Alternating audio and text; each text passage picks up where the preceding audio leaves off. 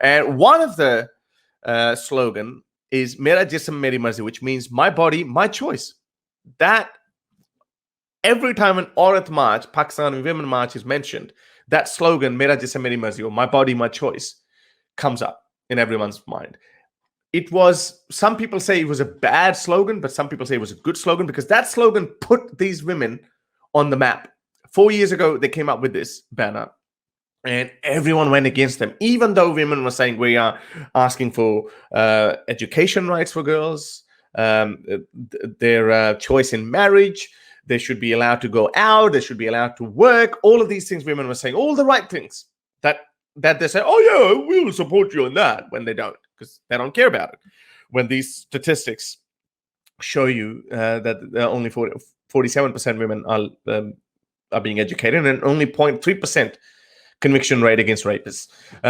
They say that, oh yeah, we care, but they don't care. So anyway, so these women came out with that slogan, my body, my choice, in Urdu, Mera Jism Meri Marzi. So they interpreted it as these women want to walk around naked. They want to expose their bodies. They want to have sex on the streets. They want to they want to have free same crap. It's like Muslims say, oh, if you remove God, then does that mean you will marry your sister? The same kind of stupid they end up. Silly logics. But anyway, so that's what they got attacked for. But again, you got to come up with something very catchy, something, a little bit of controversy actually works for you as well. So it did put them on the map. What they say, that it shouldn't be my body, my choice. It should be my body, Allah's choice. Yes, apparently Allah calls me every day, every woman. Hey, Bashira Begum, tonight you should wear this, or tomorrow when you go to work you should do this. Yeah, like my body, Allah's choice. So anyway, so like I thought that we tried everything, not we as an atheist, and also Aurat March as well, but I obviously have a bit more freedom where I can attack the religion, whereas these women, Aurat March women, Women's March feminists, they can't attack religion while living in Pakistan and keeping their head above their shoulders. That cannot happen. So they don't target religion, but they challenge patriarchy. So we say, okay, what do you mean by it shouldn't be my body, my choice? Should it be my body, cleric's choice? Okay, give me a body and I'll unleash a cleric on you. So so people troll them from both sides. Both sides trolled each other. But then have a look at this. This is a literal meaning of my body, Allah's choice. I shared that meme. I created that meme. I said, my body, if you say my body, Allah's choice, then that's what happens to you. I covered a face because it was very brutal. And it's Quran 434. As you guys know, Quran says you can beat your wives. You can. It's written in black and white. It actually says beat them. They do these mental gymnastics. Beat means, just like this. What is it? Turkey slapping? So, or beat or strike them symbolically with a handkerchief or with a toothbrush. All that crap. They come up with all this bullshit. So, but it doesn't. In all honesty, it doesn't say beat them lightly. It doesn't say beat them with a toothbrush or symbolically. It doesn't say any of that. That is the eventual result of my body, Allah's choice. But then on the other hand, there's a famous Indian tennis star who also happens to be a Muslim, Sania Mirza. I say, look at this. When you empower women, when you actually believe that my body, my choice, you can literally do anything in the world. And that doesn't mean that means that she's asking to have sex on the street.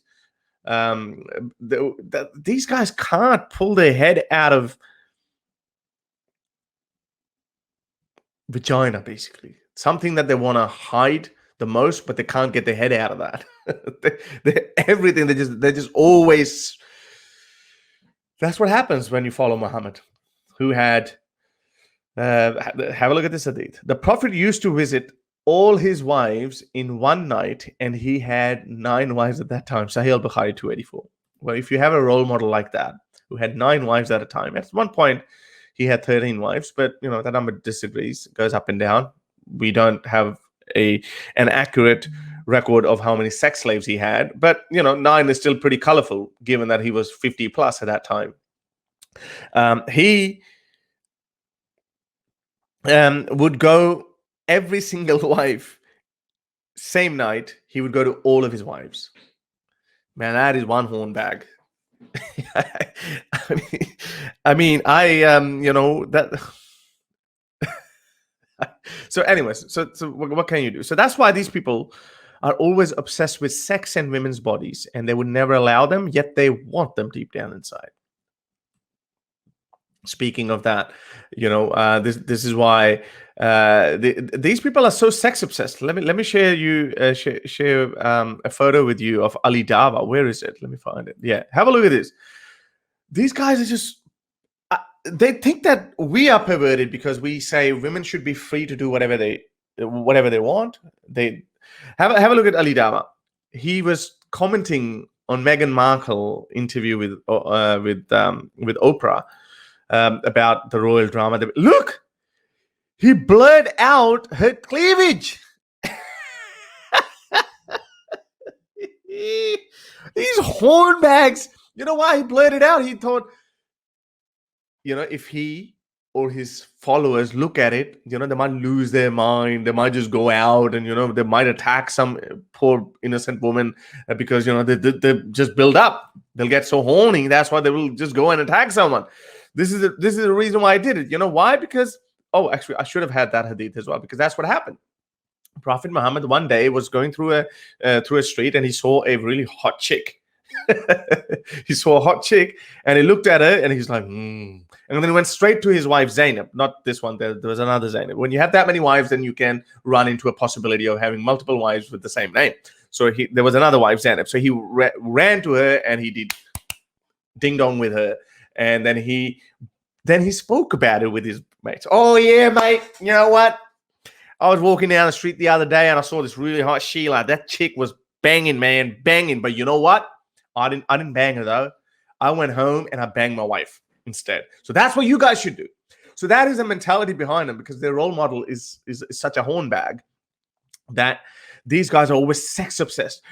I watched the whole interview and nothing happened. I didn't even notice about a cleavage. I was so captivated by the story. I was embroiled in that drama. I was listening to all of that. But look at this guy. Look at this. Look at it. He blurred out. Oh my God. What do we do, guys? This is it. This is what we're dealing with. Anyway. To help me produce more videos like these, support me on Patreon or PayPal.